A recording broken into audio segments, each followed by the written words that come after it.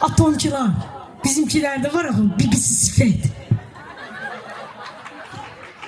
Abi. Atovun tərəfi. Ya bir də sizə söz deyim, açıq deyim. Bizi illərlə necə böyüdüblər? Ata tərəf pisdir, ana tərəf yaxşıdır. Böyüyəndə görürsən ki, o biri qəşəng yazmışdı. Ana prodüseri də yaxşı olub deyənə. Sən ananı belə şüşə kimi gör, elə dön. Böyüyəndə görürsən ki, burada nəsə var. Sadəcə ata tərəfə səni meyilləndiriblər. Bütün günahlar o tərəfdədir. Bir günə getdin nəsə yemə.